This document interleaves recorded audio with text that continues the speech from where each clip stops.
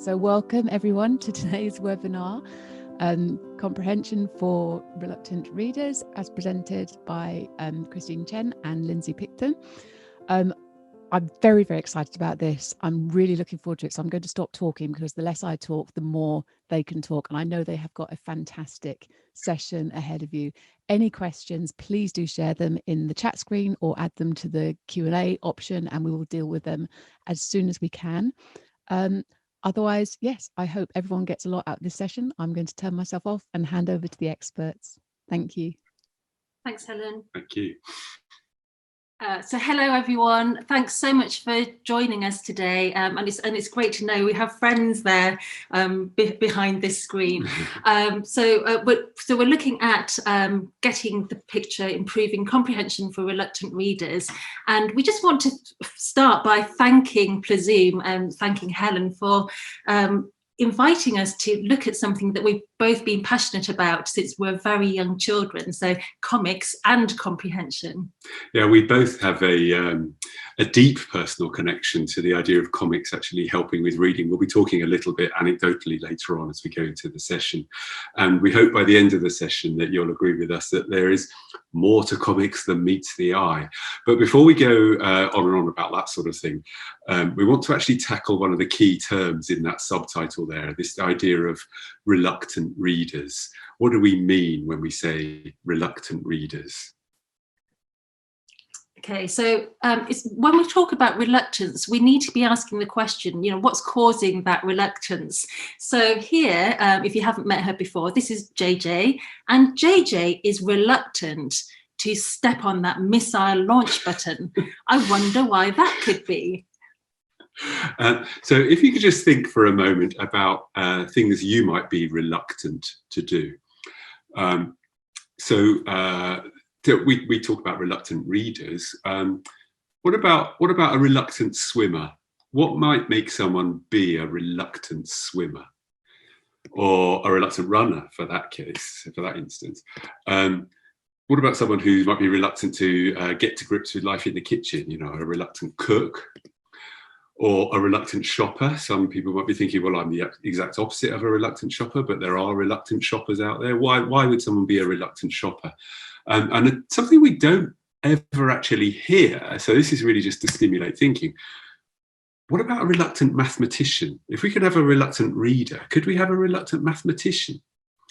So in each of those cases, and you might be thinking of something else that you're a bit reluctant about, what's causing that reluctance?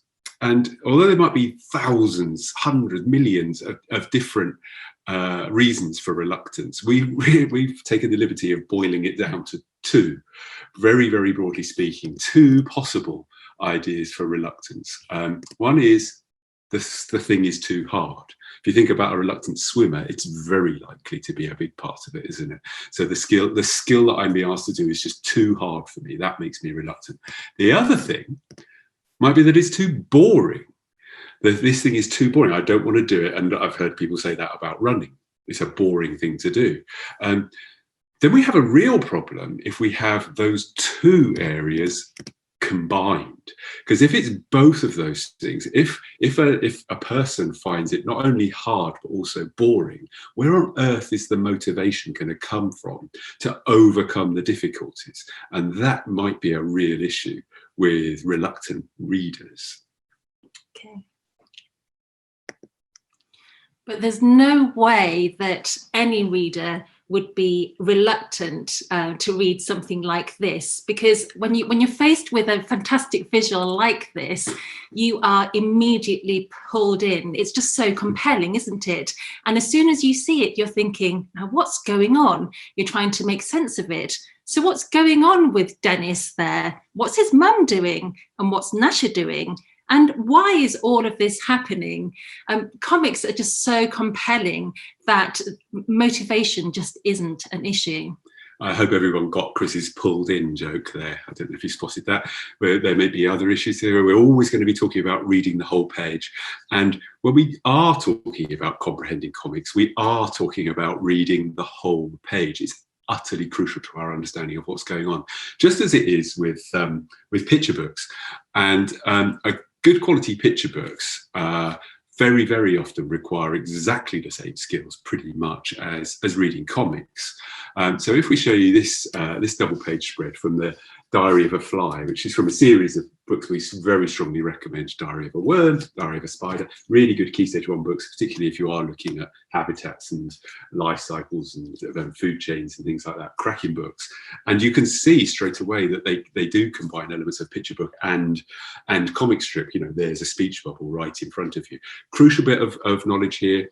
This is called Diary of a Fly. And notice that these two pages are headed July the 14th, July the 15th. July the 15th, by the way, is our wedding anniversary. Just thought I'd throw that in. Anyway, over to you, Chris. Okay, so just take a look at this page. Let's look at what's happening. So what's going on here? Spider's grandfather is so smart. He taught me that flies are a very important part of the food chain. Very cool. You're very important. So who is it that's thinking that Spider's grandfather is so smart? Remember, this is the diary. And he taught me that flies are a very important part of the food chain. I wonder why he's doing that. Why does she think it's so cool? Obviously, as people who know about food chains with our prior knowledge, we understand what's going on. But what's she understanding here? And just look at her wings, how's she feeling? And look behind there, look at that onlooker. Now, what's going on there? What's he thinking? So let's zoom in on Worm. If we try to read Worm's expression, he's a little bit deadpan, isn't he? Quite tricky to know what he's thinking. However, look at those 3 lines above his head. Now, what's that telling us? It's telling us that there's some kind of strong emotion going on inside that head, maybe alarm. This is the very next day, our wedding day, so July the 15th. So Worm sat me down and explained the food chain. What are we thinking that he's explaining? Why is he deciding to do that? And how is he affecting her? Just look at her. That is so not cool. What is so not cool? So we're having to make a link, aren't we, between with what's happened. We're having to refer back to what's just been explained. Now that is so not cool. That is what she's thinking. And what's going on with Spider there? Why is he holding that knife and fork? What's that telling us? And is that really happening, or is it happening in Fly's head? Is that what she's imagining? Has she made a realization of her real part in the food chain? So now let's have a zoom in on Fly. Oh, how is she feeling? We're having to infer how she's feeling, aren't we? Look at her posture. Look at her expression. How is she feeling now? A slightly different from the first picture that we saw of her. And we can infer here as well, can't we? So when Worm is explaining her part in the food chain, just look at his eyebrows, look at his mouth. We can almost hear that tone of voice. He's a little bit serious. He's not happy at all, is he? So we're having to infer, because all of this isn't stated. We're having to interpret the images that are right in front of us. And wouldn't it be fantastic here for the children to have speech thought bubbles, to add their own thought bubbles, so that they can really bring to life what it is that they're thinking.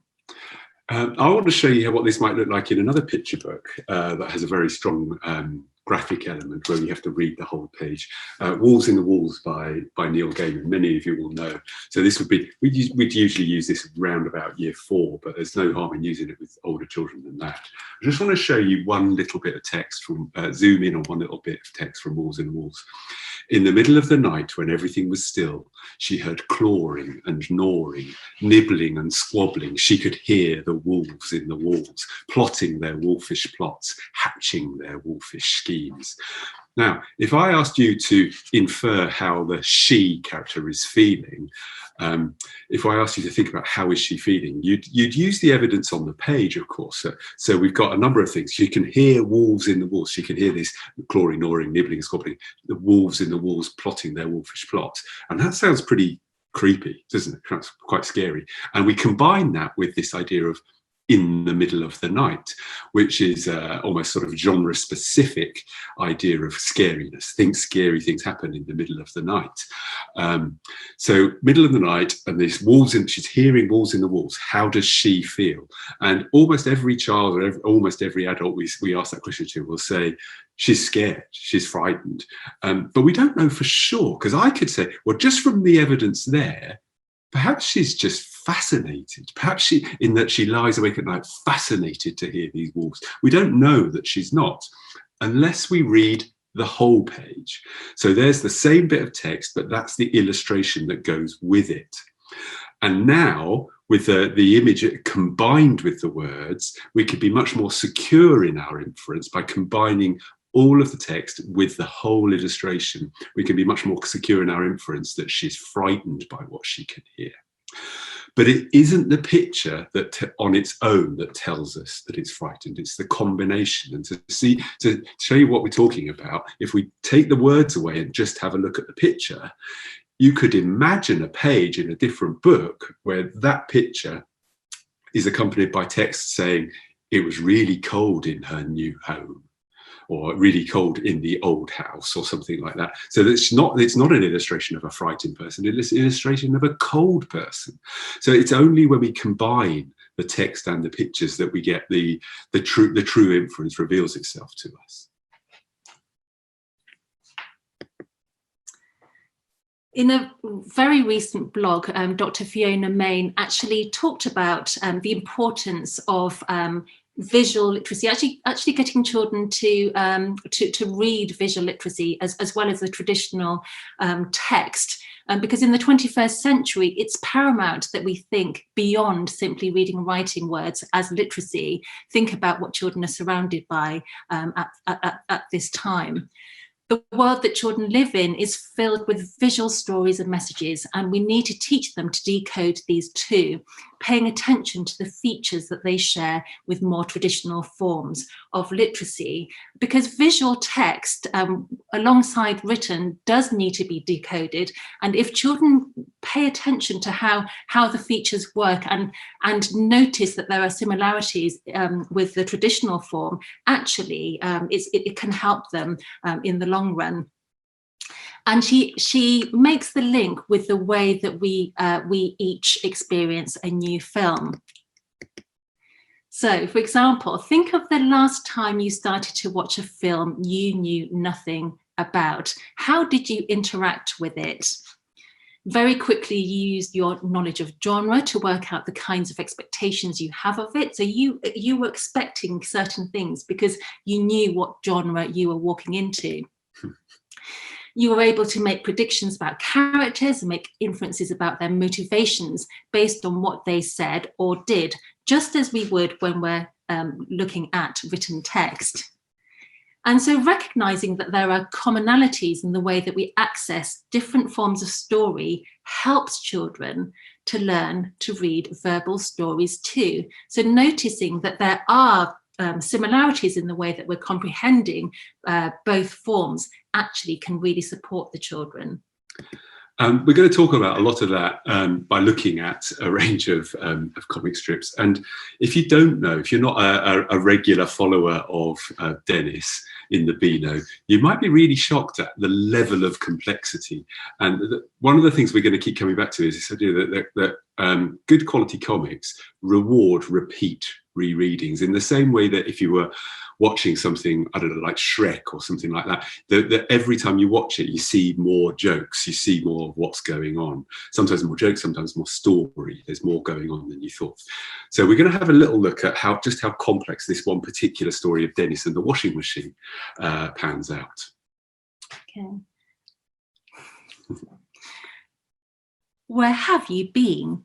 You just missed a hilarious adventure with a skunk, Ed. How though? You don't get skunks in Britain. Buddy, you stink so bad, I can taste it with my eyeballs. Back home. I can detect a tiny niff coming from my jumper. Tiny? Tiny like Jupiter. I'll pop it in the washing machine.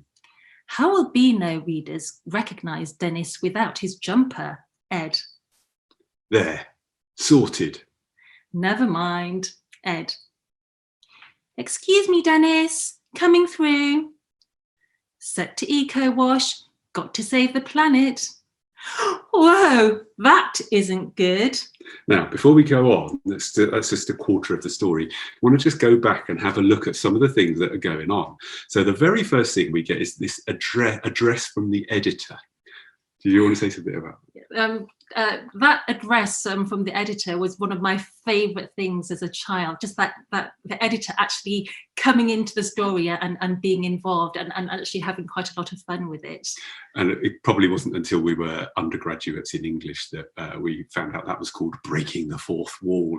Anyway, the editor is addressing the reader when the editor says, "Where have you been?" He's not saying, "Where have you been?" to Dennis. He's saying, "Where have you been?" to the reader. And you might not get that as a child on your first read. Where have you been? You just miss a hilarious adventure with a skunk. You just missed a hilarious adventure Dennis had with a skunk, is what we're filling in there. And then when Dennis, we have to look at the entirety of this panel to understand what's going on. How though? What's he talking about? How though? You don't get skunks in Britain. What he's saying is, how have I had an adventure with a skunk when you don't get skunks in Britain? And if you don't know anything about skunks, you'd have to infer that the skunk has made Dennis smelly. And then you've got Nash's little aside in his own head. Okay, so Nash is thinking, buddy, you stink so bad, I can taste it with my eyeballs. So that's just such a funny idea, isn't it? The idea that Dennis smells so bad that he can taste it with his eyeballs. It's so bad that it's confusing his senses. It's a line I think I might borrow. Now, and then when we look at Dennis's next speech bubble, I can detect a tiny niff coming from my jumper. You actually have to read it with the correct expression to genuinely understand what he's saying. And there's a bit of emboldening of the word tiny, but you have to put more emphasis than just on the word tiny. I can detect a tiny niff coming from my jumper. You have to read it the right way to fully understand it. We'll come back to that point as well. And then we have another aside from the editor, where the editor's wondering how all of us will recognize Dennis when he takes off his trademark red and black jumper. And Dennis takes off his jumper, revealing a red and black t-shirt that's virtually identical. And that's what the editor's saying when he says, never mind. Not never mind Dennis has put his stuff in the washing machine, but never mind, we will recognize him. And this, you might have to read that several times to really get what's going on. So, going back to comprehension, we comprehend literally Dennis has taken off his smelly jumper, put it in the washing machine. And then we comprehend literally that Mum is coming through with washing. Actually, we probably have to infer that that's washing to start with, but we can see clearly, literally, that the colour of the washing. Dennis's red and black jumper has gone into the washing machine. The washing that she's holding, that Mum's holding, is white. And as soon as that goes in, we might start making predictions. And something terrible has gone wrong.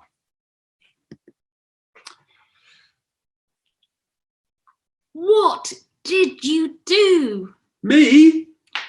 Where's your jumper? Is it in the washing machine? I'm doing a light wash. It had a tiny niff. Never mix your darks and your lights. I thought that was just to stop the colours running. That's a lie we tell you to help you sleep at night. This is what happens. Quick, out the front. It's blocked out our escape out the back. No, it's using a spin cycle to create a vortex. Why do you ask me to help more when this is what happens? Now let's go back and do a little close read of what's going on here. Remember, his red and black jumper's got in, Mum's put the white washing in, and normally we would assume that was just the problem would be just something to do with colours running, but clearly something much worse has happened, and Mum is in a state of absolute panic. What did you do? Where's your jumper? Is it I'm doing a light wash? And then we're told explicitly that the washing machine is advancing. Look at Mum's position. You recognise that from similar genres, adventure, scary, horror things. I'm protecting my child.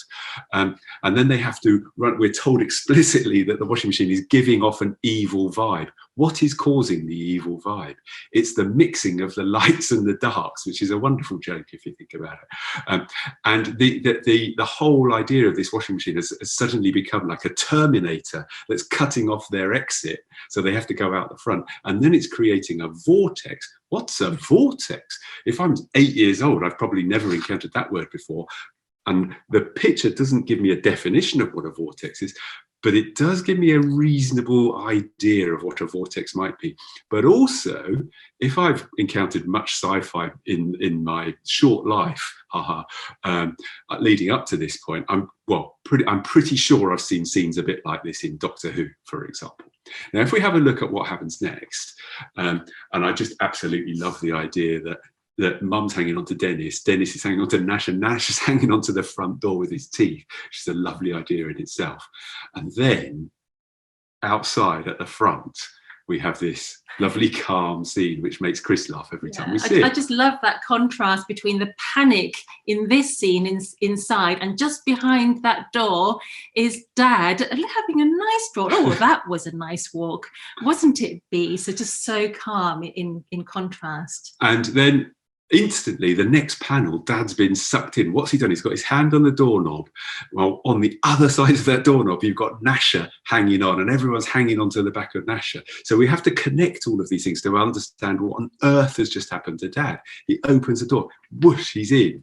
And then look at this. What happened? Did someone mix the darks and the lights? Dad has inferred what's going on purely from this cataclysmic sci-fi vortex type situation. And then, Dennis, there's a £1 coin in my pocket. Can you reach it? And I'm personally, having seen these sorts of things on Doctor Who, I'm imagining this whooshing, whirling noise. So that I imagine, Dennis, there's a £1 coin in my pocket. Can you reach it? And then watch this. We love this. You're about to see what happens when you wash trousers without checking pockets for change.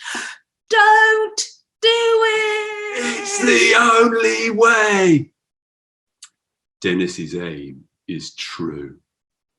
Now, how about that for an archaic expression, the idea of an aim being true? How often do we encounter that, the idea of an aim being true? But if you've never encountered it before, because you're 7 or 8 years old, you can infer what that means from the picture and the outcome. They get burped back out onto the street. The shuddering and shaking washing machine is now being used as a bucking bronco by Dennis. And we see, without Dennis, the rest of the family talking afterwards about the situation. Okay. So should we tell Dennis what happens if you remove a USB stick without ejecting it first? Let's wait another few years. So we love this in-joke, and we all recognise this, don't we? Never pull out that USB stick without ejecting it first. So the way that the comic continues that sci-fi paranoia that technology can't be trusted, that actually it's usually our fault, though, isn't it? And it's just that idea, the running joke, the roundup of the kind of humdrum warning, colours and lights, USB sticks. That, you know, you mix your colours and lights and your washing machine turns into some kind of Terminator. What on earth might happen if you pull your USB stick without properly ejecting it? What could happen? Well, let's let the children be comfortable in their ignorance. Now, we just want to say, look, now we see just how complex these things can be. Not many people, not even many adults, would get all of those jokes on one reading. So it's this idea of rewarding a reread in the way that no phonically decodable book will ever do. And these are the 8 content domains for comprehension that children are meant to master by the end of Key Stage 2. And we want to talk through as quickly as possible how comics might hit quite a few of these. Now, in the retrieval of information, we've seen, we retrieved the fact that Dennis took off his red and black jumper and put it in the washing machine. We retrieved that Mum put the white washing into, and we might, knowing the sort of mishaps that happen in Dennis and Menace stories, we might infer what was going to happen next. Although the actual outcomes defied that inference. But all the way through, we're making inferences because we're having to combine the written word with the pictures plus our own expectations of genre, as Chris was explaining. So we have that relationship between retrieval and inference. And then, of course, we've got that the giving of the meaning of words in context, words like vortex. So a word like vortex, we don't really know what that means from the picture, but we can make a good guess of what that might mean. So, you know, some sort of whirling, sucking motion and so on. And as we've seen all the way through, we're predicting what might happen next. And actually, Dad was able to make certain inferences and predict what needed to happen when he came flying into the room. And when Dad said, "You're about to see what will happen when you put a coin into a washing machine," at some level, we would all be making a prediction of what's likely to happen next. Okay, and this one can kind of throw us a little bit. So identifying and explaining how content is related and contributes to meaning as a whole. And what this is really saying is that, you know, we have to as readers bring so much together, so many parts from the text in order to really to get meaning from it. So we're looking at things like the dialogue, the sound effects, the captions, the illustrations, the font choice, even the angle of each scene, and we're kind of bringing all of these things together to bring meaning. And it's kind of being able to articulate what's going on once we've recognised that it's having that effect on us. And actually linked to that, identifying and explaining how meaning is enhanced. Well, in this context, if we just think about the whoosh lines, if we think about the exclamations, the short bits of text, the close-ups, all of those things are really enhancing meaning, enhancing our experience of that panic and of that speed that everything was happening in. So a lot of this these comprehension skills actually can be got through our interaction with high quality comics that actually are working on several levels. And that comes back to what we keep saying about reading the whole panel, reading the whole page, doesn't it? And then there's this idea of summarizing. I mean, you can summarize anything, but one of the things that we found with comics, our own personal experiences, and then what we've observed is that they seem to lend themselves to talking about them in the way that we might talk about a comedy program that we all saw last night or something like that. They seem to encourage that idea of some sort of social aspect around it. The children talk about what they've read in a way that they wouldn't if they were, you know, reading certain reading scheme types books. And so when you're talking about it, you are summarizing it. You'll be commenting as well and sharing favorite bits, but you're summarizing. They actually, without even knowing that you're doing it, you end up summarizing what's been going on. And this comparison within and between texts, well, we're automatically drawing in with a story like the washing machine story. We're automatically drawing in things that we might have seen before, like Doctor Who stories where everyone's hanging on and being sucked into something terrible. But also between other stories within the same comic, actually. And one of the other stories that we're going to encounter in this session has a link, as something that's worth comparing with the washing machine story, as we will see. Plus, of course, we can make comparisons with text-only stories and so on. But we want to have a little bit more of a look at the two really crucial skills. We'll come back to some of these others as well, but the two really crucial ones, which are retrieval and inference. Okay, so we just wanted to clarify the terms. So when we're talking about with retrieval in a general sense, we're talking about getting or bringing something back from somewhere. But in the context of reading text, we're really talking about finding or extracting information. So taking from the page exactly what we can see right there. And in terms of comics, a lot of it is going to be illustration as well as written text. So inference actually draws on retrieval, doesn't it? Inference is a conclusion reached on the basis of evidence, so all of those retrievals and the reasoning that we're having to bring to it. And actually, when you think about the way that we interact with comics, there's just so much that we're having to reason, so many links we're having to make. And all the time we're bringing in prior knowledge. So bringing in prior knowledge of things like mixing lights and darks when we're washing up, or those USB pens. There's lots of things that we're having to bring in when we're inferring, but we are having to figure out what is not directly said, because emotions, they're not told. We're having to infer from all of those postures, the gestures, the body language there as well. Probably about 80% of that washing machine story is not directly said. We want to have a look at how much inference and what different kinds of inference are going on with just this quarter of another Dennis story, just to have a look at different kinds of inference that are going on. So right from the beginning, it was stormy last night. It was stormy. Now, don't take this for granted. It's very obvious what our understanding of that, but not every child would understand that. It refers to what the house, the moon. The it refers to the weather, or you could even say the situation or something like that. But it's probably the weather was stormy last night. And then directly connecting to that. So this morning,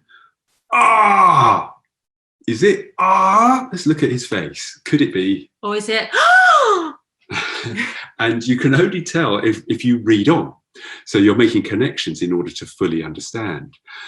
A trampoline has blown into our garden during the night. Well, how on earth could something like that happen? A trampoline has blown. Now, fortunately, it's all there on the page. So, and this is something that will help children who find this kind of inference, this connecting back kind of cohesive and bridging inference, that it will help them enormously because it's still there right in front of them. Whereas when you're reading something that's text only, the pictures are all in your head, and it can be quite hard initially to make those kind of bridges happen. But a trampoline has blown into our garden during the night relates directly back to it was stormy last night, and it's there right in front of us. So I've always wanted one for ages, but Mum always says no. Wanted one what? And here the children are having to make the link between that pronoun in that case with the trampoline there. So actually having to make the link with the illustration. And, I've wanted one for ages, but Mum always says no. Now, what's that telling us? It's telling us that he's constantly asked for one, and every single time it's been a resounding no. I wonder why that could be. It takes some interpretation, doesn't it? Mum always says no. What, she just walks around saying no? You have to infer what Dennis has actually said, don't you? And then we're predicting, right? So we possibly, and it really helps to know a little bit about Dennis's personality. We're possibly thinking about his personality, and we're looking at, he's now got a trampoline that he's always wanted. Look what else is in the garden, and make a prediction about what's in the next panel. Is that what you imagined? That garden shed was there for a reason, wasn't it? Now, look at what he says. I don't know why. I don't know why what. We have to look back to the previous panel. I don't know why Mum always says no. What does Mum always say no about?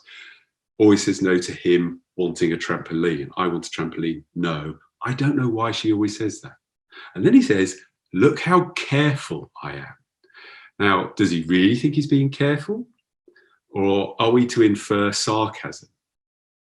And look at what Nash is thinking.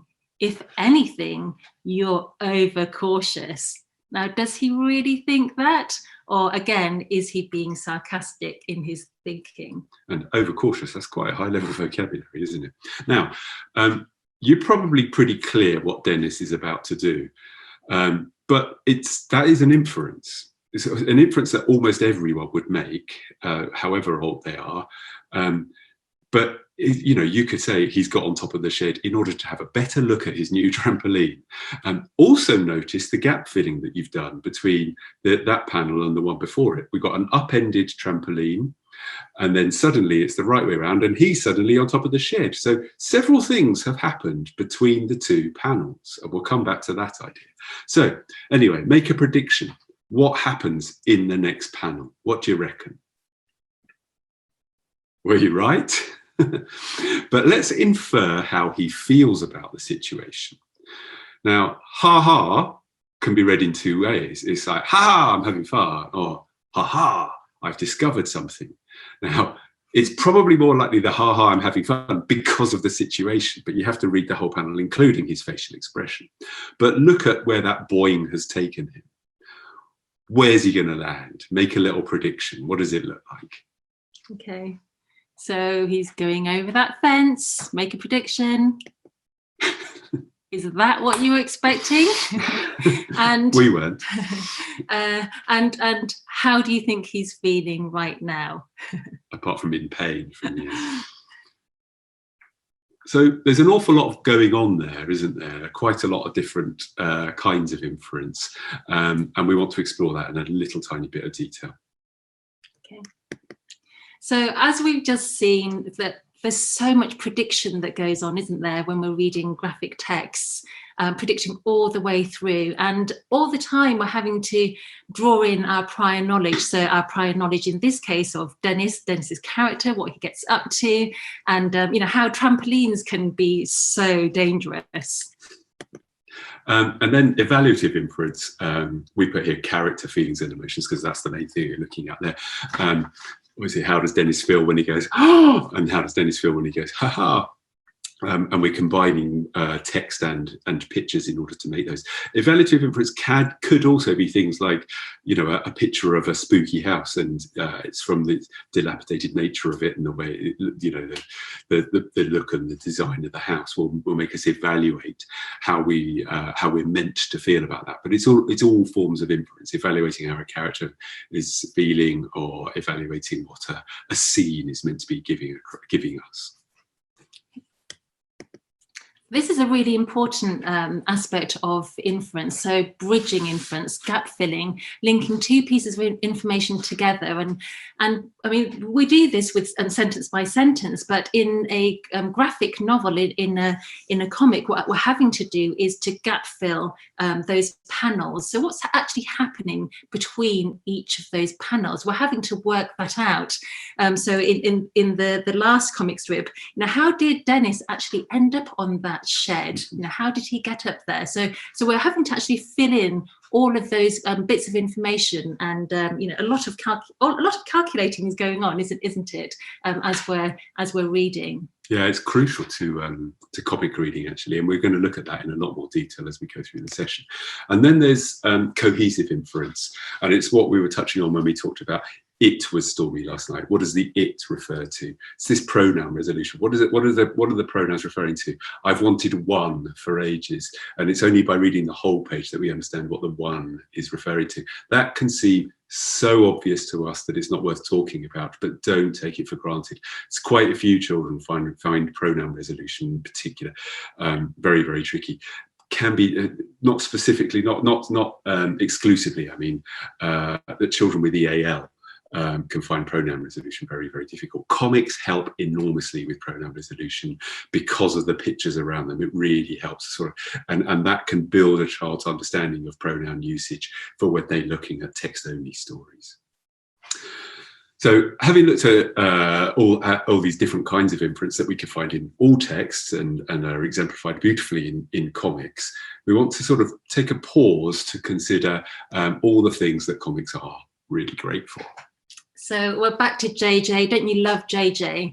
So JJ thinks that comics are great. And she thinks they're great for certain things. Not everything, but definitely these things. She thinks they're great for retrieval and inference and prediction and vocabulary and context and narrative sequencing, because obviously with comics the panels are in order, and they're normally in chronological order, so they're great for getting children to retell a story and retell them actually quite quickly, but with a lot of detail presented there.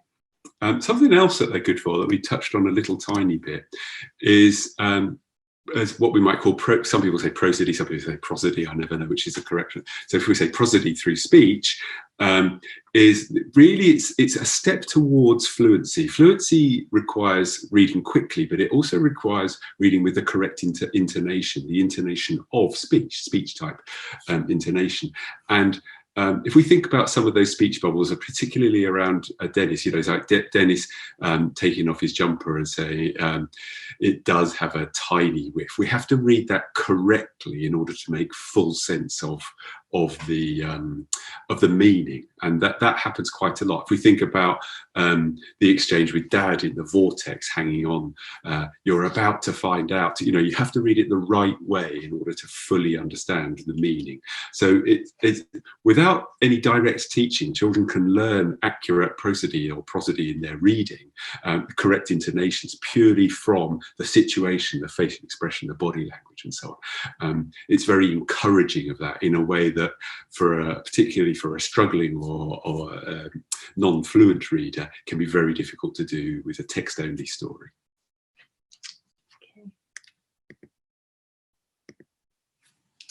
So obviously, the great power of comics is that they are so engaging.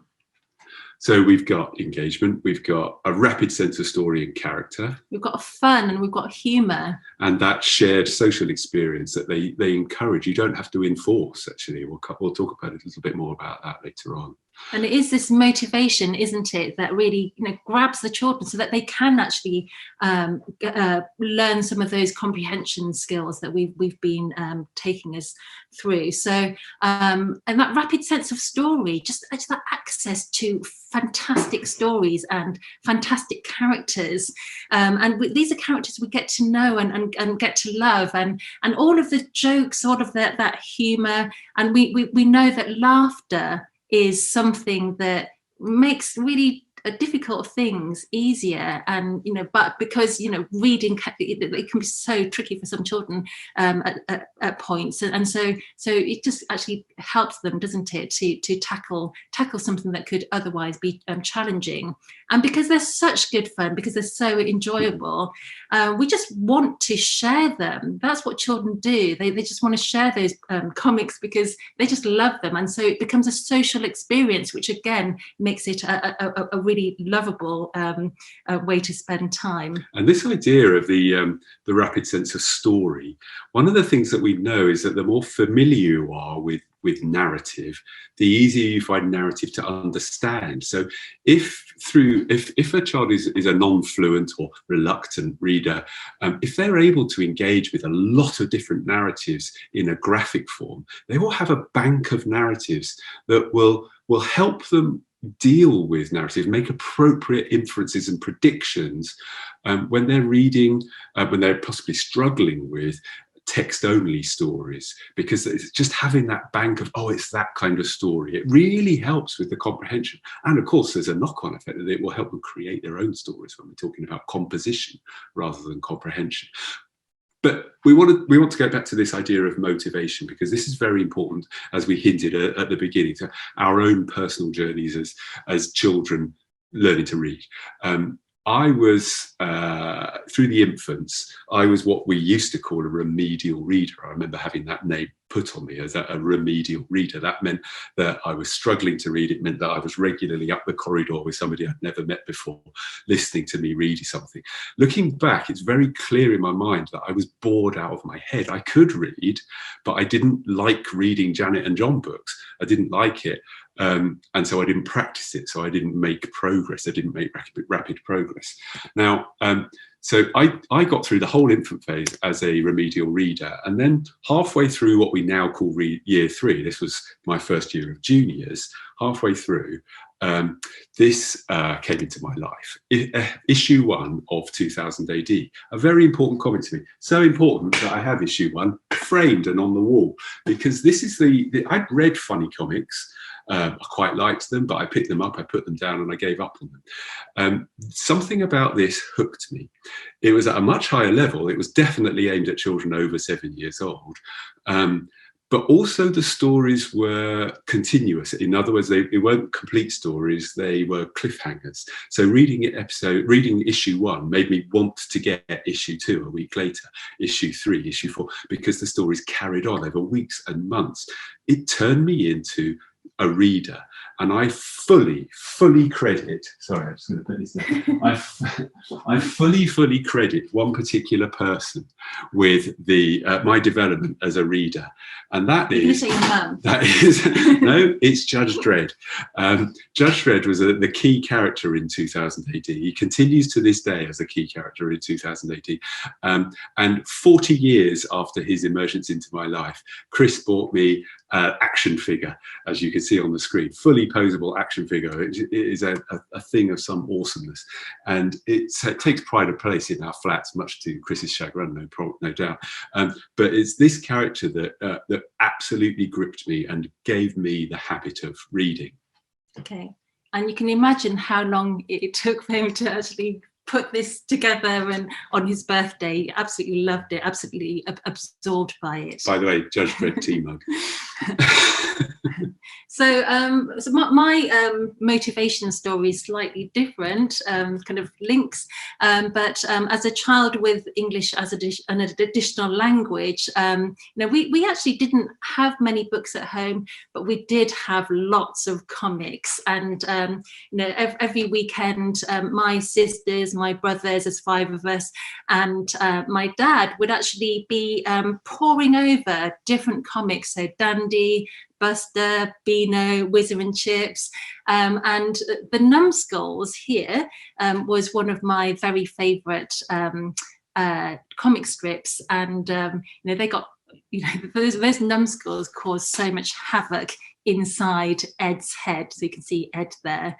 And I really think that Numbskulls was probably the inspiration behind that fantastic animation Inside Out.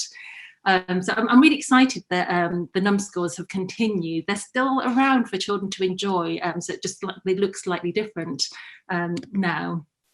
But at home, there were just comics everywhere and graphic texts everywhere, and we were reading folk tales and mythological stories that were set in India, which there's a kind of background to that, and just loving finding out about the gods and goddesses and what they got up to.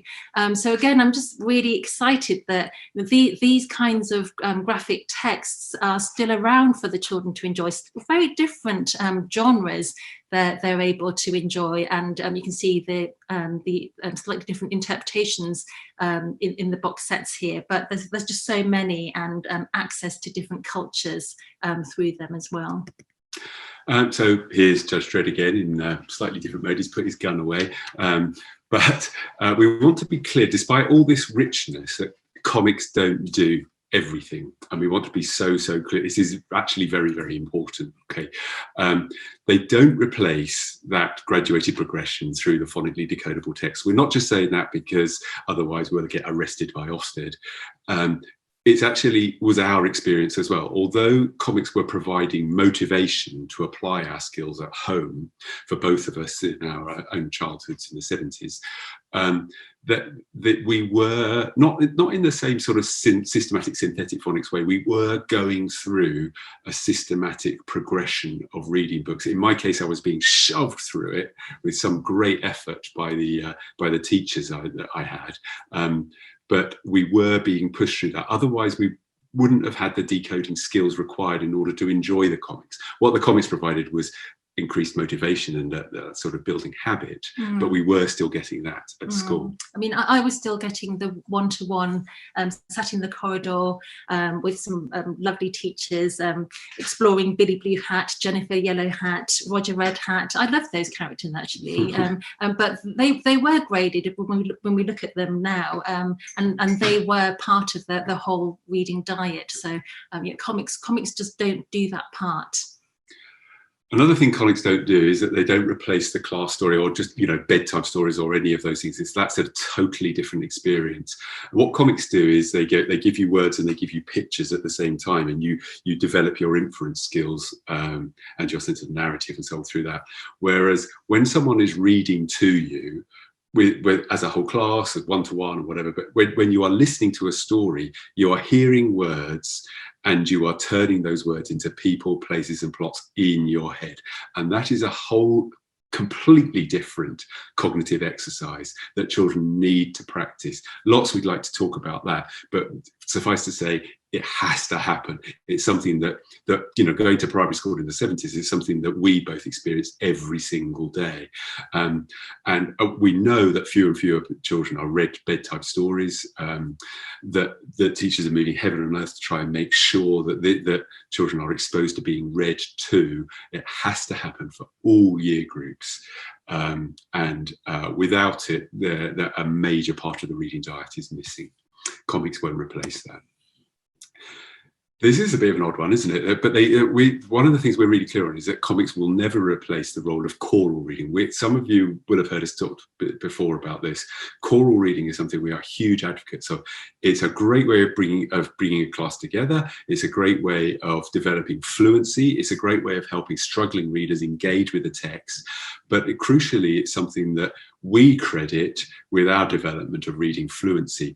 We did choral reading in class, particularly of things like poetry and so on. But the main place we experienced choral reading was daily hymn practice in our separate primary schools.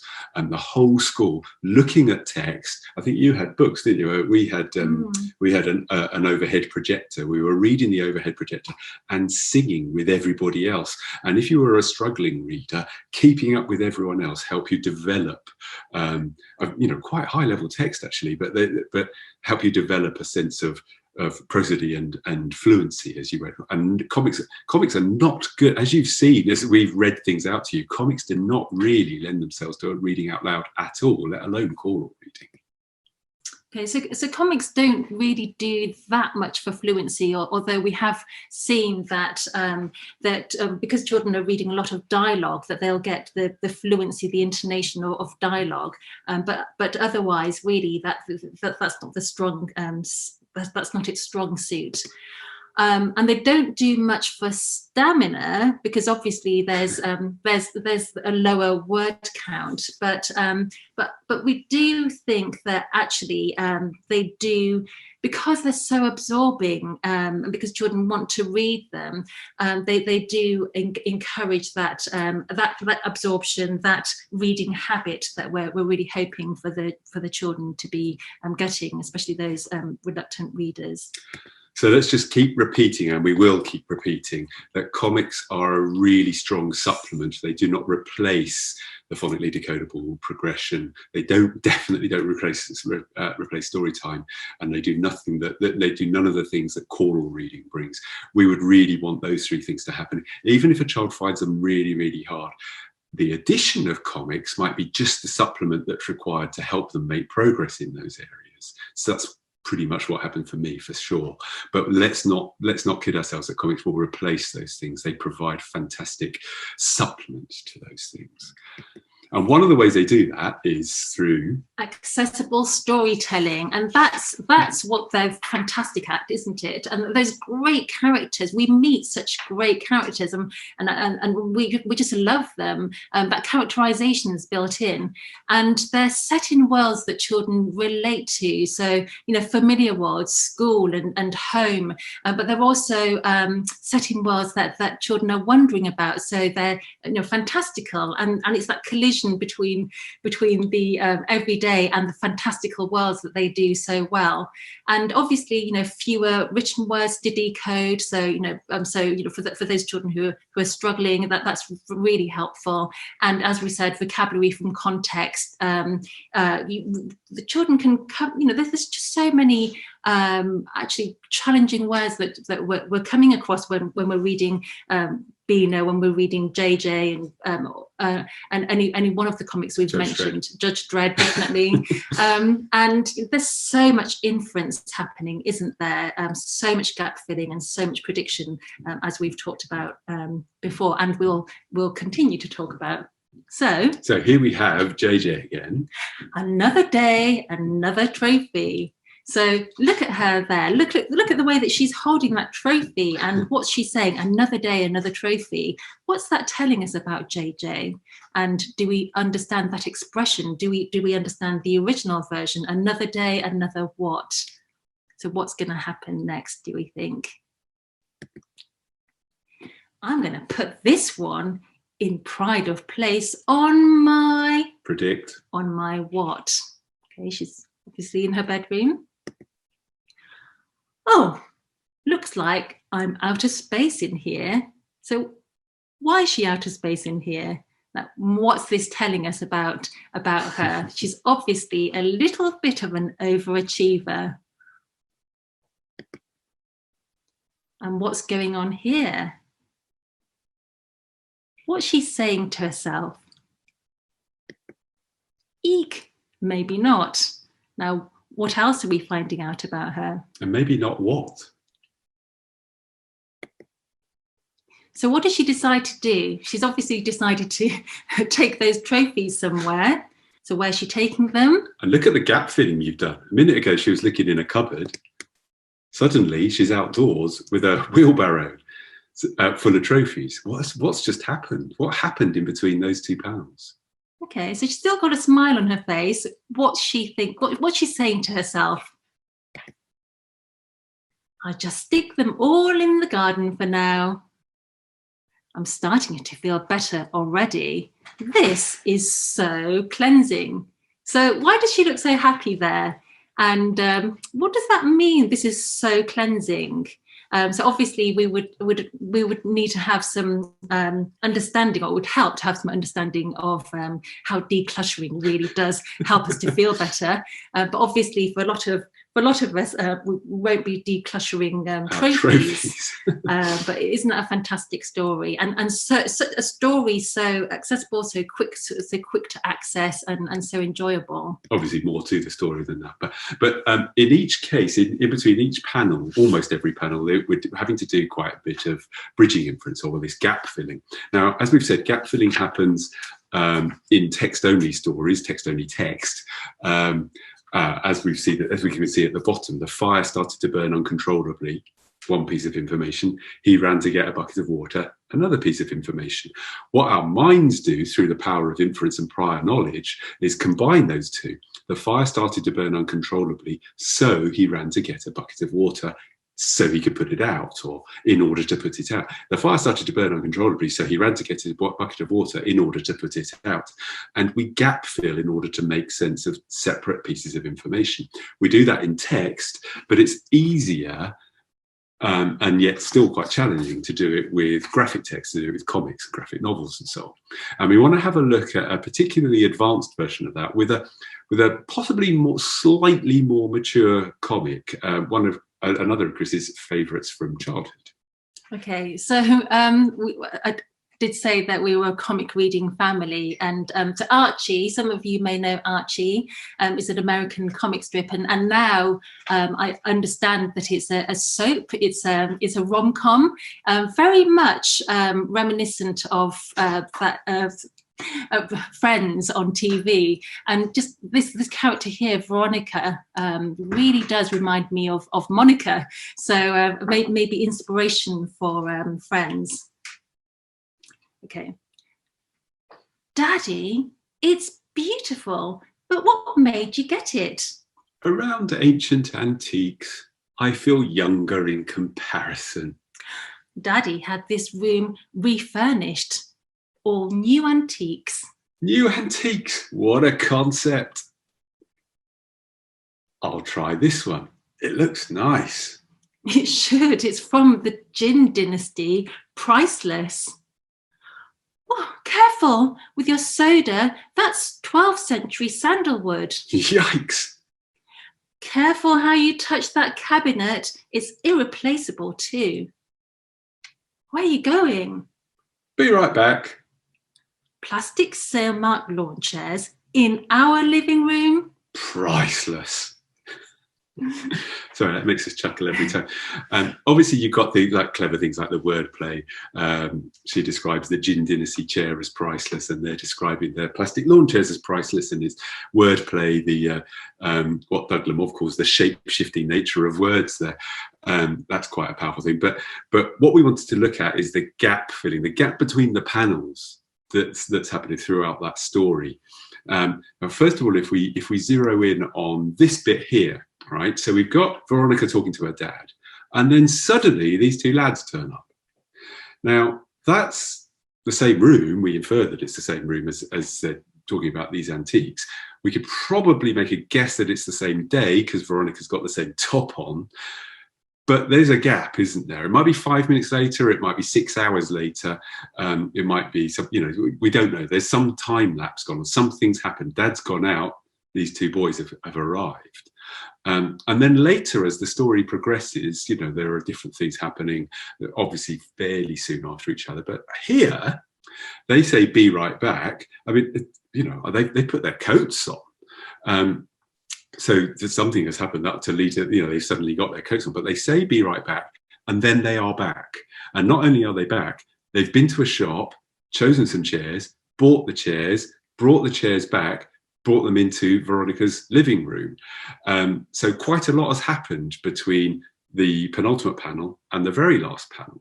If you contrast that to the first two panels, where the connection is instantaneous because Dad actually finishes his own sentence between one panel and the next. So there's clearly quite a lot of difference in the time, the events that happen between each of the panels. And this is something that's quite actually something that you have to infer as an individual independent reader, as a child reading these things, as an adult reading these things. But they also can lead to, if we want to, we can use this as an opportunity to teach children some cohesive devices, not least adverbials. So when we look at that gap between the daddy and Veronica and the two boys. Okay. So what was the time lapse between those two panels there? How long did that take? So a little later, the boys arrived. So we can get the children to actually think about adverbial start sentences, to link panels, because those adverbials or those cohesive devices are actually happening in their heads. They're having to work out what's gone on in between. So fantastic to get the children to really think about that and to put it into words. And there wouldn't actually be a right or wrong in that. There'd be different possibilities that they could come up with. And then looking at those, the penultimate and the last panel there, where the boys are stepping out of the scene and they come back with plastic chairs.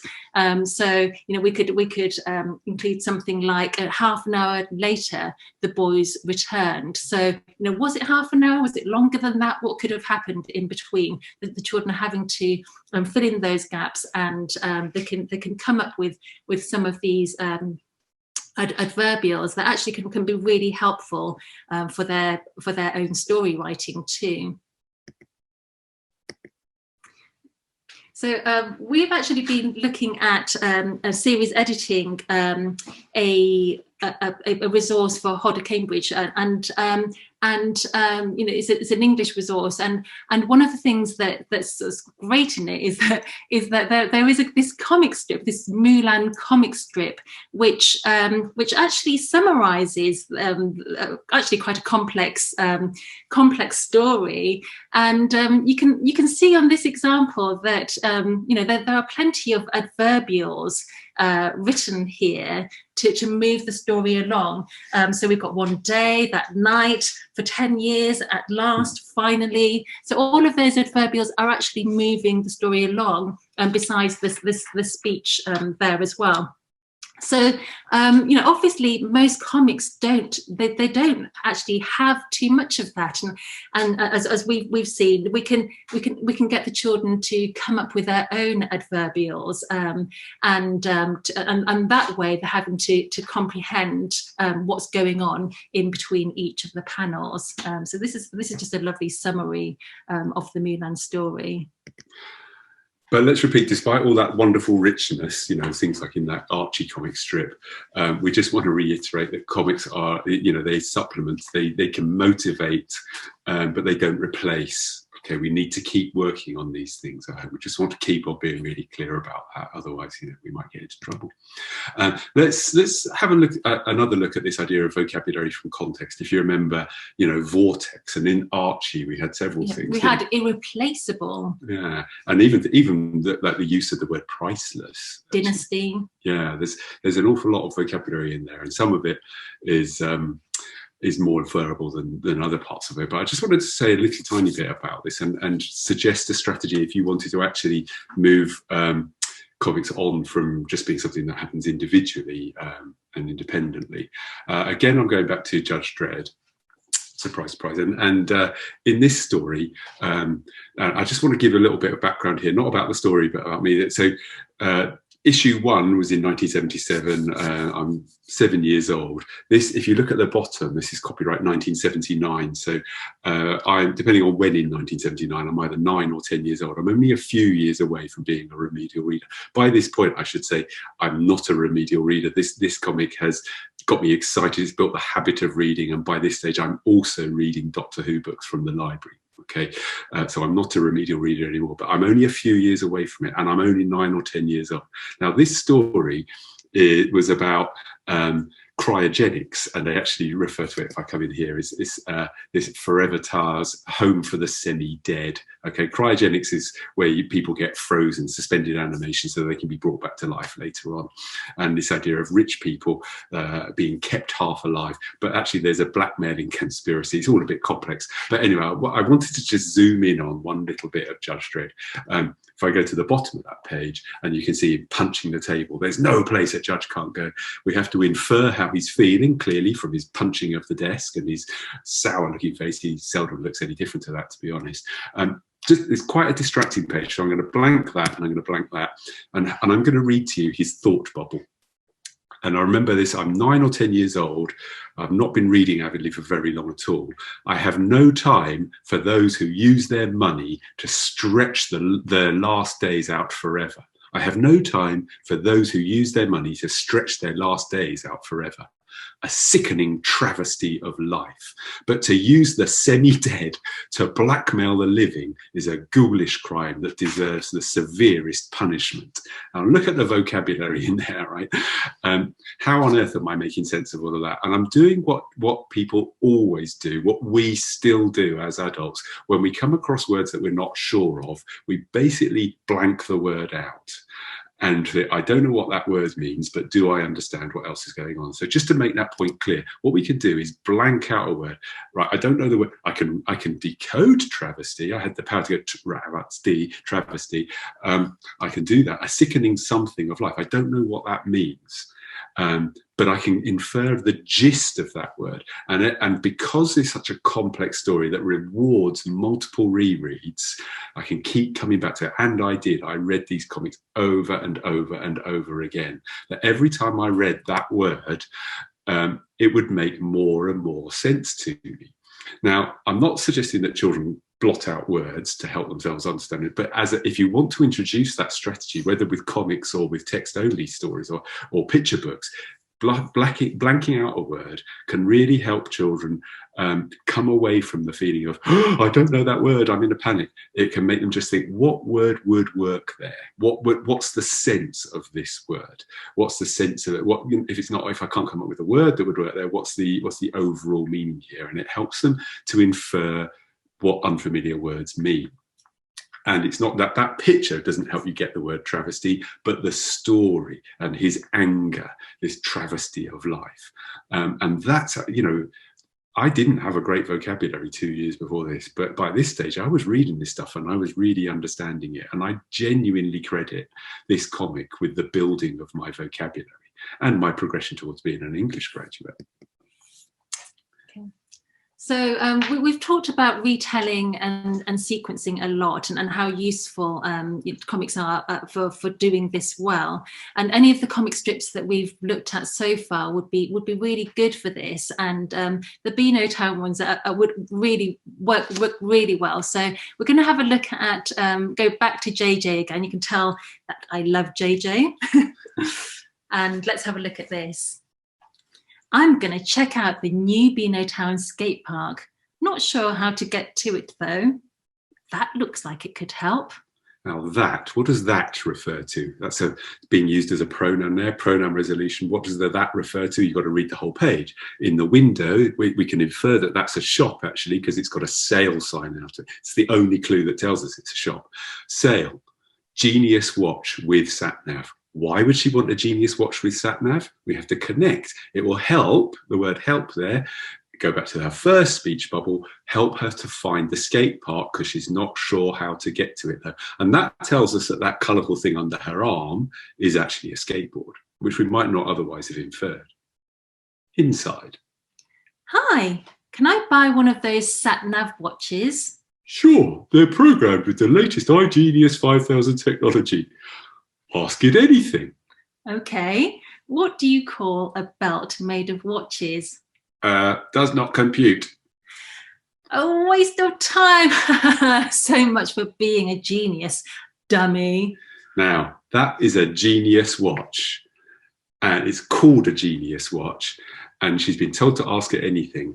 And she's just made a fool of it. And she's called it a dummy. Let's make a prediction about what might happen in this story. Grr, I'll show you. Wait, what?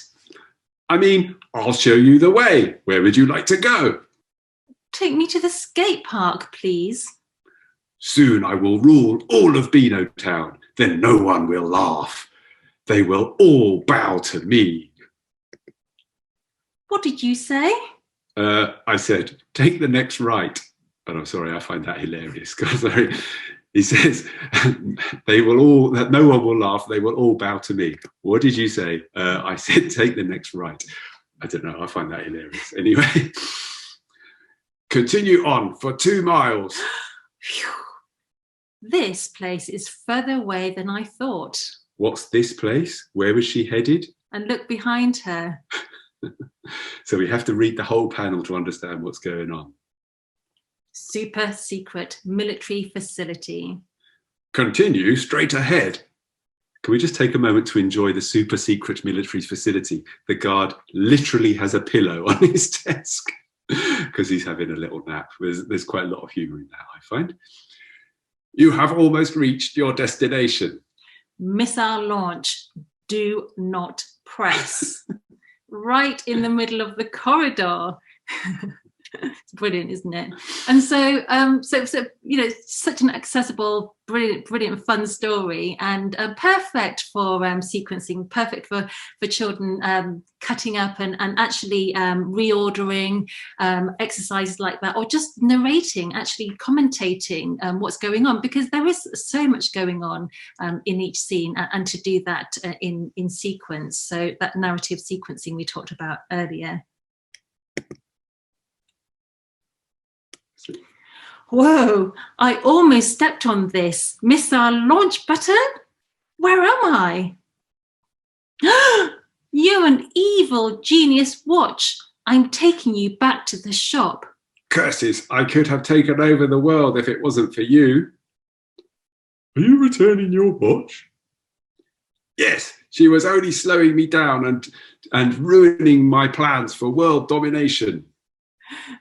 So and actually this is a fantastic comic strip to compare with the Beano and the Dennis and the washing machine comic strip, that idea of technology taking over. We just wanted to actually share this fabulous resource that comes along with the JJ story and with some of the other comic strips as well. Just have a look at this, exploring the word destination, which actually could be quite challenging for children and occurs in the JJ story. And so on this resource, the children are given a scaffold, given multiple choices for them to actually work out that meaning from context. So it's a lovely scaffolding. They're using multiple choice.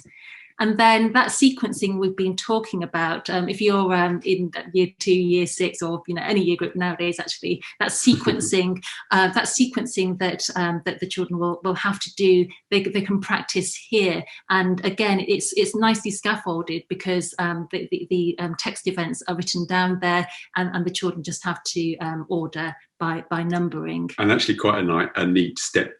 Before that could be, as Chris was describing, cutting up the panels, muddling them up and asking children to reorder. That would be a step towards this more, slightly more abstracted version of sequencing. But despite all this richness, let's keep reminding ourselves we are not suggesting even for a moment that this is to replace any of those key elements of the school reading diet. Now, we would argue that comics are particularly well suited to independent reading. Independent doesn't necessarily mean individual, and many children will like to pore over comics as in pairs or more. It's a lovely sharing thing.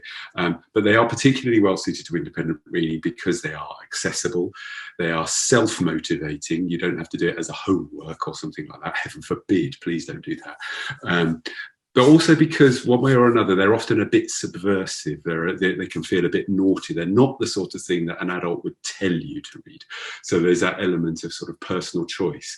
All of these things make them very, very well suited to that independent read, the chosen independent read.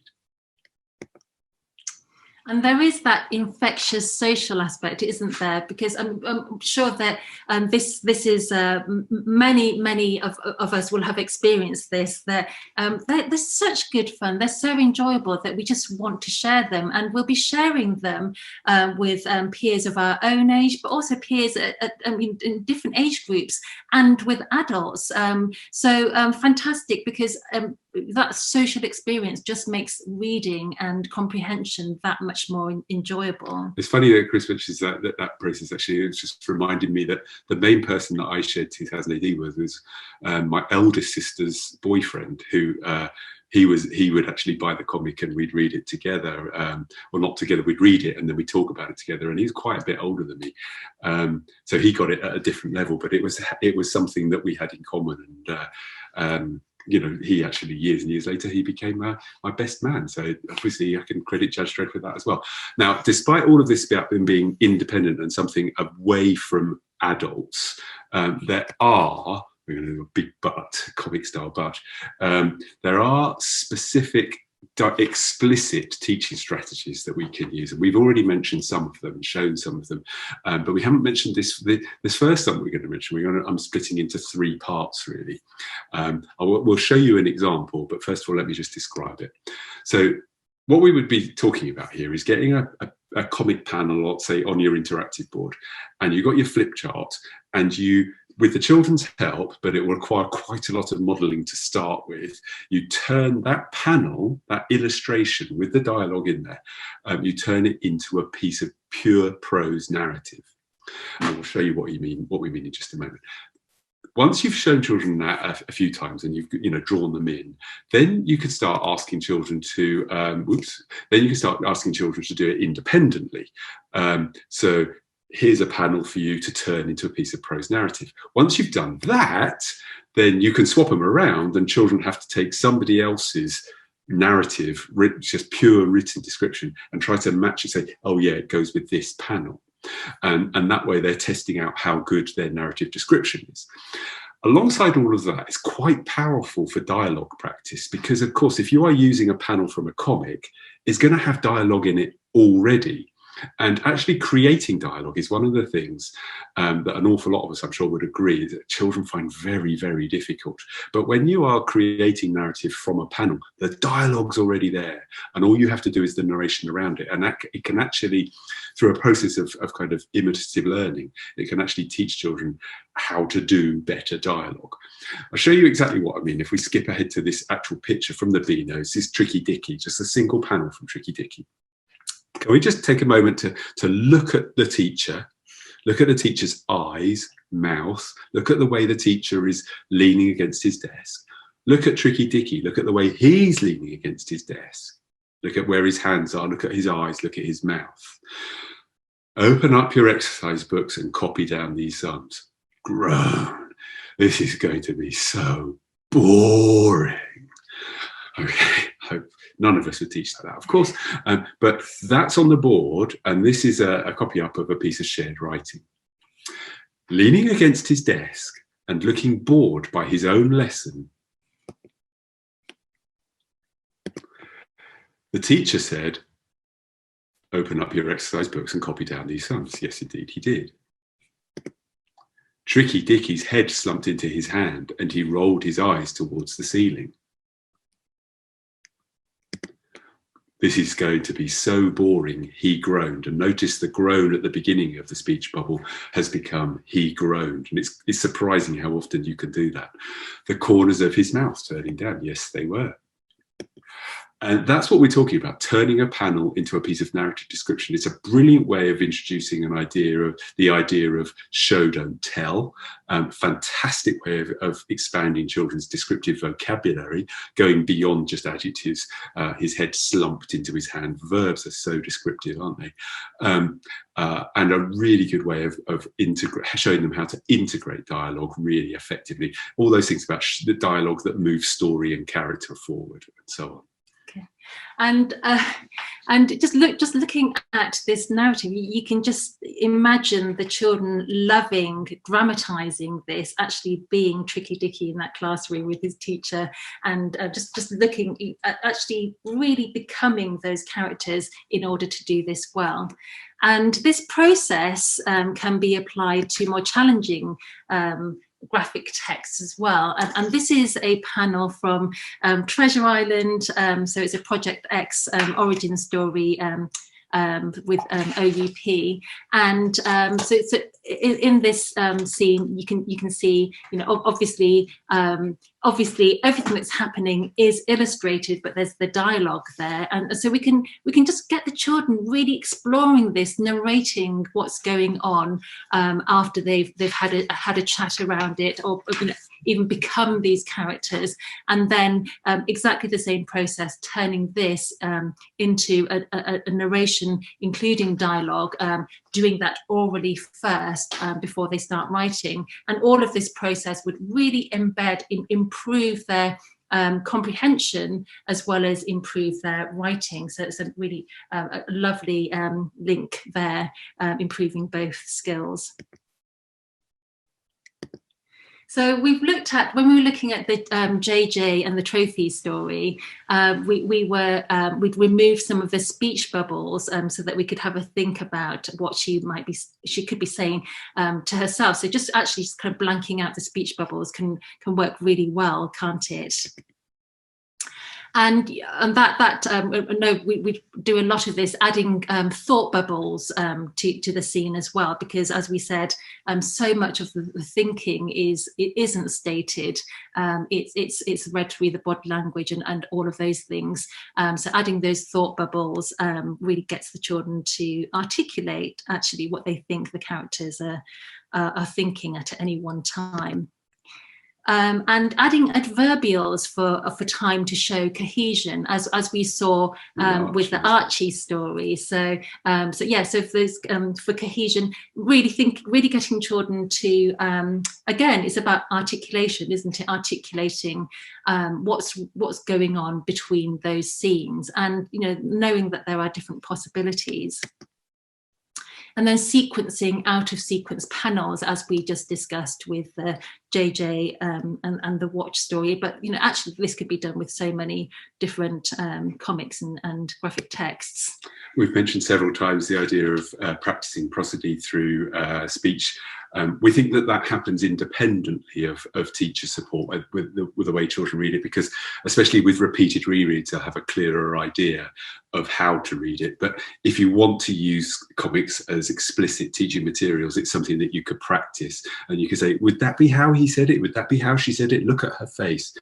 And it can really develop a child's ability to read with appropriate intonation. And then there's that idea of the practicing of inference of vocabulary from context, which we've personally found in our own lives as a remedial reader, as an EAL reader, that the context of comics really helped our vocabulary development.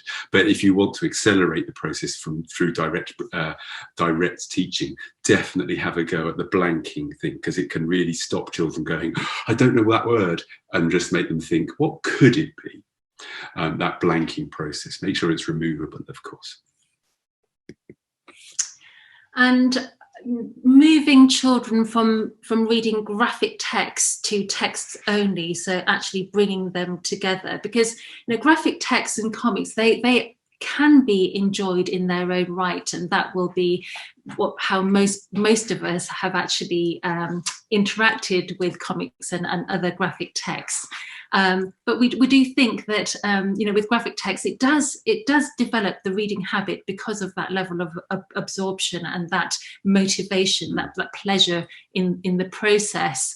But it's recognizing that graphic texts are a genre in their own right. That there are different things that we do with them, but they also encapsulate other genres, as we've seen the rom-com, we've seen the sci-fi, we've seen adventure, we've seen myths and legends. So all of them, and they do that as well. And they do it all through capturing children's interest.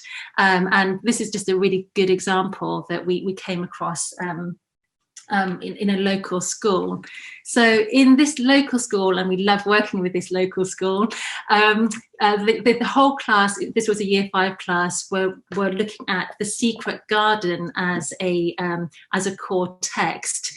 And before they came to the traditional novel version of it, the original, they explored the graphic text version of it, and they were absolutely hooked. So that they, by the time they did read Frances Hodgson Burnett's original version, they just loved it, and they had something to hook onto it. And this class was, it's lots of EAL children, children with EAL, and lots of boys, and lots of children with huge disadvantage, and all of them, were engaged in The Secret Garden. And isn't that something? It's quite a well-trodden path for Shakespeare, isn't it? There are many different graphic text versions of things like Macbeth and so on. It can help really well, but keep your eye out for other things as well, because it is sometimes we've all used film clips where appropriate of certain things to enable a route into a story, but actually we'd argue that using a graphic version of a novel is a more effective to it, because there is an element of reading. I mean, obviously a combination of both can work, but then making comparisons in the way, in the retellings. Do you picture it like that? When you're looking at the original novel of The Secret Garden, you're building pictures in your own head. Are they different to the pictures the illustrator of the graphic text produced? In the same series, actually, it's really worth digging out these Project X graphic novels. Been out a little while now, but classic poetry illustrated in graphic form, things by Kipling that instantly become contemporary and accessible. Some of Lewis Carroll's nonsense poetry, headed up by the wonderful Jabberwocky, instantly made accessible. And again, do the pictures in your head when you hear this poem, do they fit with the illustrator's ideas? But also there's just the structure and support for the comprehension of quite tricky poetry can be very, very powerful. And again, as we said, a well-trodden path with introducing Shakespeare. And so fantastic for children to see that literature, there's different interpretations, and these are just some of a way that some people have decided to interpret those classics. And so from Jabberwocky to Banana Man, who doesn't love Banana Man? And this is fantastic as well, another Beano Town comic, and we just want to share with you the resources that we talked about before, that here this is a comprehension process for the Banana Man story that you might want to look at yourselves, and retrieval, vocabulary, inference questions, really well selected, and the sequencing that we talked about, and then now it's your turn, so a chance for children to actually do some writing related to it as well, because that writing process does support comprehension as well, doesn't it? And here is the Ofsted Inspector from Hell, just to remind us, despite all of this fantastic teaching opportunity, we're not going to use comics to replace any of the crucial elements of a child's reading diet. Okay, so back to Dr. Fiona Main. She said that when children were given the space to explore authentically ambiguous visual texts, even younger children were able to manage a sophisticated discussion, asking questions and creating possibilities to make sense of different pictures, stories, and short films, because this is what comics and graphic texts do. They invite this level of thinking, this level of discussion, because they are so multi-layered and such fun. Talking of fun, let's have a little read through of this Minnie the Minx story. If you know Minnie the Minx, very badly behaved girl, but have a look at this. Hey, stop that, you two, immediately. I have never seen such disgusting behaviour. Sorry, miss, it won't happen again. Minnie? Of course, we must have leapt into a dimension where the adults are naughty and the kids are good. That would explain everything. This is just to remind us, comics give us a fantastic child's eye view, and really just to remind us that let's have fun. Like Chris said, laughter makes hard things easier. It's such a crucial message, but also look at the amount of story there is in that one panel. And so that was Ruby talking at the end there, so that Ruby Screw-Top Science. And here's another fantastic resource that supports the comprehension process. And we just absolutely love this writing activity where the children are having to describe their school in a parallel universe. Now, who wouldn't want to do that? And to finish, here we are in graphic form with a couple of key messages. Children who enjoy reading, read more. And graphic texts are part of a rich reading diet. They do some things, not everything, but they are part of that richness, because children absolutely enjoy them. You forgot to put your glasses on. Yeah, and my hair. Haircut. Anyway, we'll finish there. Thank you ever so much. And we got 1 minute to spare. If people need to shoot off. But anyway, Helen, I'll have questions popped up for us. We do have some questions. Before I go on to them, I just want to say, Chris and Lindsay, on behalf of everyone who was here, that was an astonishingly good session. I was absolutely captivated from start to finish. Just so joyful. And it's clear that you're talking about something that really means something to you personally as well as pedagogically. And that's just the perfect combination. So absolutely loved it, and the artifacts were amazing. And also, before I get onto the questions, just in case anybody has to go bang on 3 o'clock, can I just let all the attendees know there are 2 websites I would like to draw your attention to if this session has been of interest to you. One is the website for Beano Comic itself, which is just Beano is a national institution, and it is going from strength to strength, and the magazine is really keen to engage with schools and teachers. And if you either look online for Beano for Schools, or if you go to schools.beano.com, you'll find out what they can do for you by way of school subscriptions. And there's also resources on there and all kinds of other information.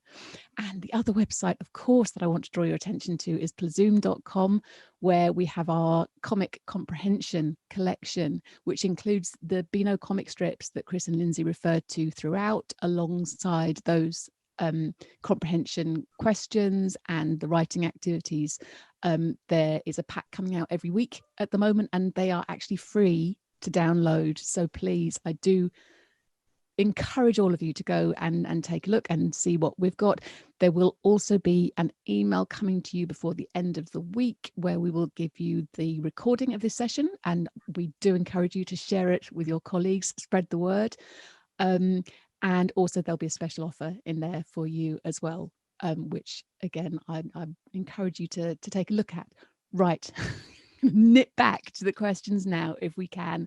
Chris, a lot of them are asking for recommendations, and that might not be something you can do on the hoof, actually, Chris and Lindsay. The first question was going back to your point about pronoun resolution. And somebody who obviously works with a lot of EAL children was asking if you had any other strategies to help children with this issue of pronoun resolution. I mean, yes, colour coding. So just actually highlighting where a pronoun actually refers to the same person. So if the he or the she refer to a particular character, it just highlighting those where the links are back to the character, that can work. So you use the same colour, but yes. There's a name and every other reference to that character or that thing, using the same colour, and you can see different colours working their way through the text. Or just the arrows. We were using arrows, weren't we, for cohesion, but you can also do the same for, that one is referring to this trampoline here. So so actually that can help as well. And probably the main strategy is just asking the question. Just keep on saying, who does that refer to? Let's go back. Or what does that refer to? That's what I was going to say, because I think it's a misapprehension that can often be missed. I think unless you ask children what the it or the or the he refers to, you might actually assume that they're following it along, but you don't pick up that they're not until you ask. And I say that having watched you do this kind of thing with children in the classroom, and you're asking questions that perhaps it wouldn't have occurred to me to ask, but revealing a potential misunderstanding as a consequence of that. And the really deadly ones are words like it's, that, and this. Yes.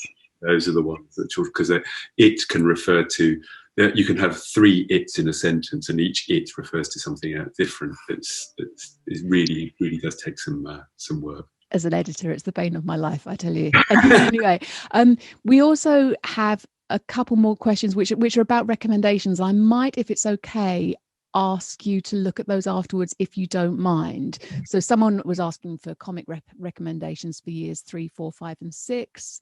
Someone was asking for recommendation. I'm assuming with your vast store of comic expertise. Probably obviously we do think the Beano is really hard. You think it's really easy, but we have found, as soon as we started doing comprehension questions a few years ago, we were astonished at the amount of inference required. Easily accessible, loads of inference. So go through the Beano. There is another comic, completely unrelated, called The Phoenix. Oh yes, an entirely different thing. And if you've got children or a child who's not interested, who just doesn't engage with the Beano particularly, try them on the Phoenix. It's a very different thing, and it's got some text-only text as well.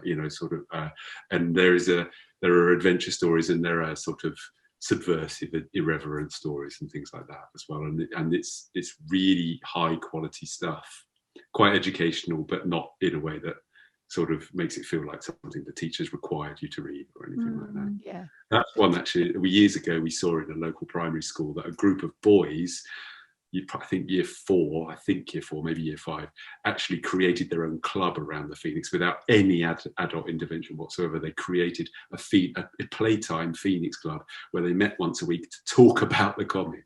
That was something that the teachers discovered. They didn't instigate in any way. So the Phoenix. And we've done a lot of work with the OUP graphic text as well. And there's loads of them, just absolutely fantastic, and they're so different as well.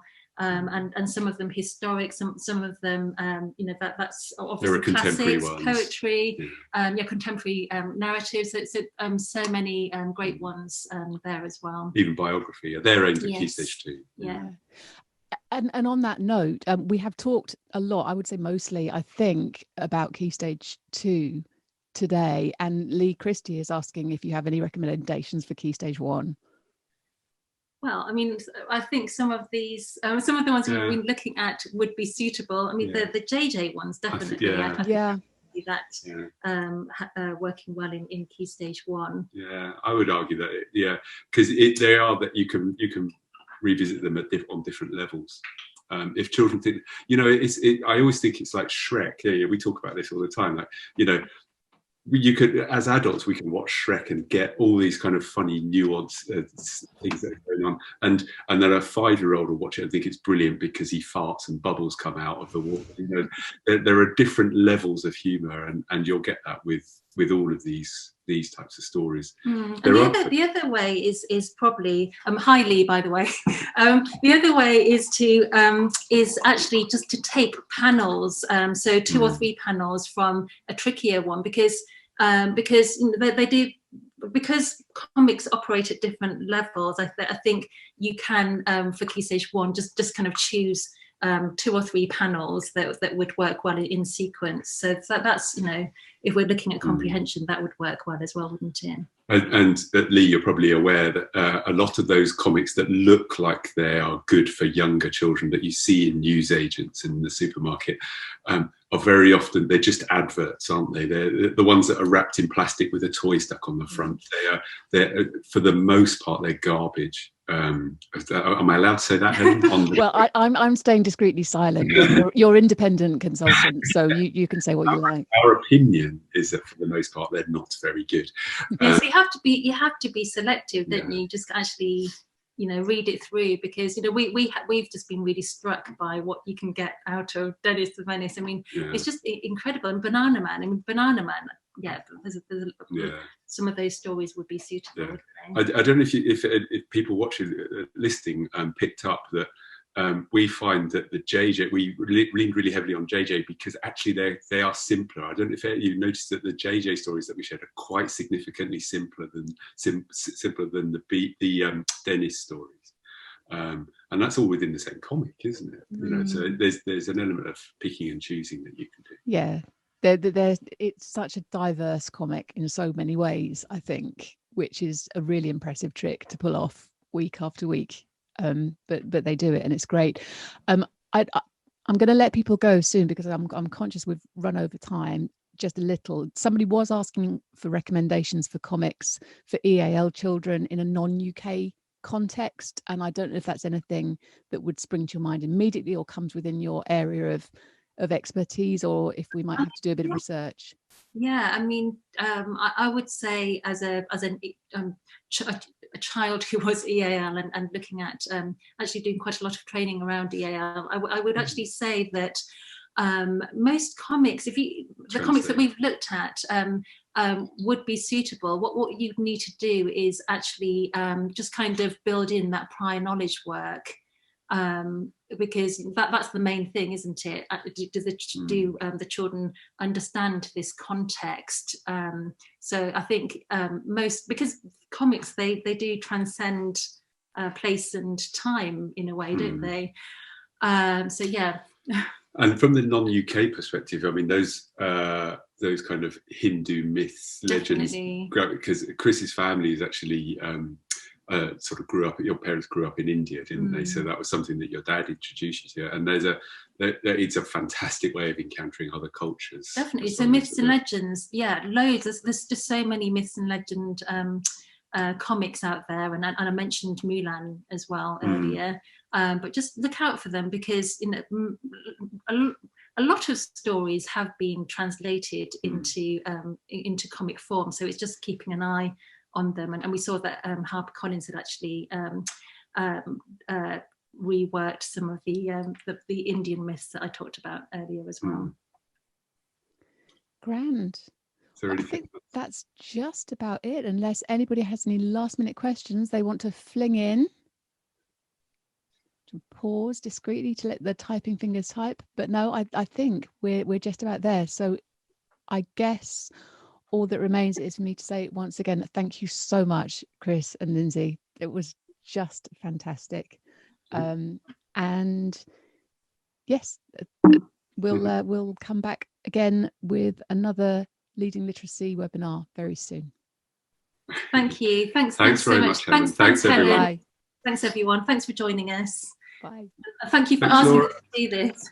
Pleasure. Thank you. No, you hang up.